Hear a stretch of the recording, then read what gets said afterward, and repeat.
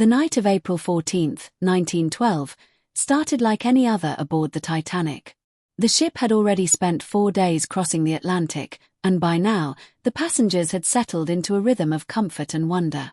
Children ran along the polished decks.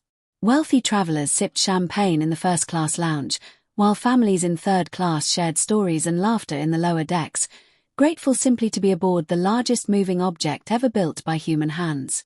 Nobody suspected that within hours, this floating palace would become one of the greatest tragedies in maritime history. The Titanic had been called unsinkable. Newspapers praised its size, its luxury, its watertight compartments designed to keep it afloat even in the worst conditions. Captain Edward Smith, a seasoned officer nearing the end of his career, stood confidently on the bridge. He had commanded some of the finest ships in the world, and this voyage was meant to be his crowning achievement before retirement.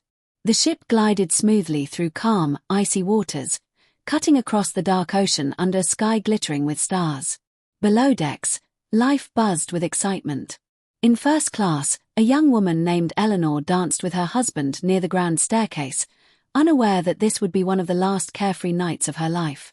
In third class, an Irish family huddled together, sharing dreams of a new beginning in America. A little boy named Thomas clutched his wooden toy boat, pretending it sailed across imaginary seas, mimicking the great ship that carried him toward a future his parents had sacrificed everything for. Meanwhile, several warnings had already reached the wireless room. Other ships nearby had sent messages about icebergs drifting in the shipping lanes. But the wireless operators were overwhelmed, busy transmitting personal messages from wealthy passengers eager to boast to friends back home. Some warnings were passed along. Others were delayed or ignored, buried beneath the noise of luxury and confidence. At around 11:40 p.m., a lookout named Frederick Fleet spotted something dark rising from the black water ahead. His heart pounded as he rang the bell 3 times, a warning that pierced through the quiet night. "Iceberg, right ahead," he shouted into the phone connecting him to the bridge. The officers reacted immediately, ordering the engines to reverse and the wheel to turn hard. But the ship was massive, and even the slightest turn took time. Time the Titanic did not have. The collision wasn't the violent crash people often imagine. It was almost gentle, a slow grinding shudder beneath the ship. Ice chunks scattered across the deck, and some passengers even laughed, thinking it was nothing more than a curious accident, perhaps an adventure to talk about later. Few realized that below the waterline, the iceberg had sliced open several compartments, allowing freezing seawater to rush in. Captain Smith rushed to assess the damage. Thomas Andrews, the ship's chief designer, joined him, running calculations in his mind as water flooded compartment after compartment. His face grew pale as he delivered the devastating truth. The Titanic would sink, and it would happen within hours. The unsinkable ship had met an iceberg stronger than human ambition. Word spread slowly at first. Crew members moved through the halls, urging passengers to put on life jackets, insisting it was simply a precaution. Many still did not believe the ship could actually sink. Eleanor's husband wrapped a blanket around her shoulders, trying to calm her nerves, promising everything would be fine. In third class, families began gathering their belongings, confused by the mixed signals from crew members who themselves barely understood the scale of the disaster unfolding beneath their feet. As the ship began tilting ever so slightly, the harsh reality set in. Officers ordered the lifeboats to be prepared. But here lay one of the greatest tragedies within the tragedy. The Titanic carried lifeboats for only about half of everyone on board. Regulations had not accounted for the ship's massive passenger capacity, a devastating oversight that would cost hundreds of lives. Panic began to ripple through the crowd as passengers realized the danger was real. Crew members shouted the now famous protocol, women and children first, a decision that would ultimately determine who lived and who did not. Husbands kissed their wives goodbye, promising to find another boat, some knowing deep down they never would. Fathers lifted their children into lifeboats, whispering words of comfort even as their own voices trembled with fear. In the midst of chaos, a group of musicians made a choice that would be remembered for generations. Led by violinist Wallace Hartley, the band continued playing, filling the freezing night air with music meant to calm the frightened crowd. They played hymns and waltzes, providing a strange yet powerful sense of peace amid the terror.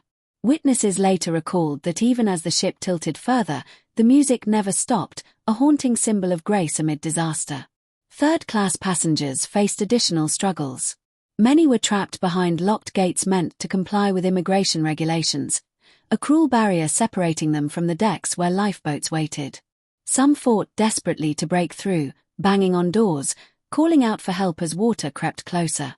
Crew members, realizing the horror of the situation, worked frantically to open pathways, saving as many as they could, though tragically, not nearly enough. Thomas, the little boy with his wooden toy boat, was carried by his mother through the crowded corridors. His father stayed behind, following the code that meant men would remain unless space allowed. As his mother settled him into a lifeboat, tears streaming down her face, Thomas clutched his toy tightly, watching the great ship loom above them, light still glowing despite the disaster consuming it from within. Eleanor found herself pulled away from her husband as crew members guided women toward the lifeboats. She reached back, desperate to hold on to him, but he gently pushed her forward. "Take care of yourself," he said, his voice steady despite the fear in his eyes. "I'll see you soon." It was a promise many husbands made that night, though few would keep it. As the lifeboats lowered into the freezing Atlantic, passengers looked up at the ship they had boarded with such excitement days earlier. Its lights flickered against the night sky, and the sound of the band's music drifted across the water, blending with cries and prayers from those still stranded on board. Slowly, inevitably, the Titanic's bow dipped further into the sea. Panic escalated as it became clear the ship would not survive.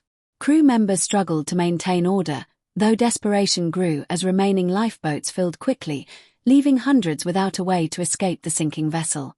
Some passengers leaped into the icy water, hoping to swim toward boats already floating away. Others clung to whatever debris they could find, praying for rescue. Captain Smith remained on the bridge until the very end, embodying the responsibility of his position. Witnesses later described him standing firm, giving final orders to save as many lives as possible, refusing to abandon his post even as the ship groaned and cracked beneath him. Thomas Andrews, the man who had designed this magnificent vessel, was last seen standing quietly in the smoking room, staring at a painting, having accepted the fate of the ship he had built with such pride. As the Titanic's stern rose high into the air, passengers still on board clung desperately to railings, some sliding into the freezing ocean as the ship's structure could no longer bear its own weight. The great vessel finally broke apart, plunging into the dark Atlantic with a force that sent shockwaves through survivors watching from lifeboats. Within moments, the ship disappeared beneath the waves, leaving behind an eerie silence broken only by cries for help echoing across the freezing water. For those in the lifeboats, the night had only just begun. Temperatures dropped further, and survivors huddled together, sharing blankets and whatever warmth they could offer one another. Some rowed toward the cries for help, though many hesitated, fearing their small boats would capsize if overloaded by desperate swimmers. It was a haunting moral struggle, one that would leave lasting guilt among those who chose caution over immediate rescue. Eleanor sat in her lifeboat, staring into the darkness where her husband had last stood. She listened to the fading cries, praying silently, clutching her hands together as hope slowly gave way to grief. Around her, children cried for parents lost in the chaos, while others sat in stunned silence, unable to process the magnitude of what they had just witnessed. Thomas held his wooden boat tightly, staring out at the empty ocean where the great ship had once stood proudly. His mother wrapped her arms around him, whispering reassurances even as her own heart ached with uncertainty about her husband's fate. Around them, survivors exchanged names, addresses, and stories, forming bonds forged through shared tragedy. Hours passed in the freezing darkness, each minute stretching endlessly as survivors waited for rescue. Some prayed aloud, others sang softly, trying to maintain hope despite the biting cold. The night sky, ironically beautiful with countless stars, stood in stark contrast to the horror they had just endured. Finally, in the early hours of April 15th, a light appeared on the horizon. It grew brighter, revealing the silhouette of a ship cutting through the icy waters. The RMS Carpathia, having received distress signals hours earlier, had raced through dangerous waters, risking its own safety to reach the survivors in time. Cheers and sobs of relief rippled through the lifeboats as passengers realized rescue had finally arrived. Crew members aboard the Carpathia worked tirelessly, pulling survivors from lifeboats, wrapping them in blankets, offering hot drinks and comforting words. Eleanor climbed aboard, her body trembling from cold and exhaustion, scanning the deck desperately for any sign of her husband among the survivors. Thomas was lifted onto the ship by gentle hands, his mother close behind, both overwhelmed with relief despite the uncertainty that still lingered about family members left behind.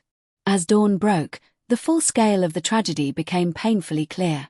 Of over 2,200 passengers and crew aboard the Titanic, more than 1,500 had lost their lives in the disaster. Survivors aboard the Carpathia stood together, staring back at the empty horizon where the great ship had once sailed, now nothing more than memories and debris scattered across the freezing Atlantic. The aftermath of the Titanic disaster sent shockwaves around the world. Newspapers carried headlines detailing the tragedy, sparking outrage over the insufficient number of lifeboats and lax safety regulations that had contributed to such immense loss of life. Inquiries were launched in both the United States and Britain, leading to significant changes in maritime law. New regulations required ships to carry enough lifeboats for every passenger aboard, and stricter protocols were established for iceberg warnings and emergency communications. Beyond the policy changes, the Titanic disaster left a lasting emotional impact on humanity. Stories of bravery, sacrifice, and human kindness emerged from the tragedy, reminding the world of the strength found even amid the darkest circumstances. The band that continued playing until the very end became a symbol of grace under pressure. Crew members who risked their lives to save others demonstrated selflessness that inspired generations to come. Passengers who gave up their own spots in lifeboats to save strangers embodied the very best of human compassion. Eleanor eventually reunited with distant family members in New York, carrying with her the memory of her husband's final words, a promise unfulfilled yet cherished forever. Thomas grew up treasuring his wooden toy boat, a reminder of the night he survived one of history's greatest disasters, a symbol passed down through generations as a testament to resilience and hope. The story of the Titanic remains one of history's most powerful lessons about human nature. It teaches us that even in moments of overwhelming fear and uncertainty, courage and kindness can shine through. It reminds us that sacrifice often defines true heroism, and that even strangers can become family when facing shared adversity. The tragedy also serves as a lasting reminder of the importance of humility, caution, and respect for the forces of nature, forces far greater than human ambition or technological pride. More than a century later, the Titanic continues to captivate hearts and minds around the world. Museums, films, and books keep the memory alive, ensuring future generations understand not just the tragedy itself, but the profound lessons embedded within it. The story reminds us that history is not merely about ships and dates, but about people, real individuals who faced unimaginable circumstances with bravery, love, and hope. In the end, the Titanic's legacy is not defined solely by its tragic sinking, but by the countless stories of humanity that emerged from its darkest hours. It stands as a timeless reminder that even when faced with overwhelming disaster, the human spirit finds ways to persevere, to sacrifice for others, and to hold on to hope even in the coldest, darkest waters.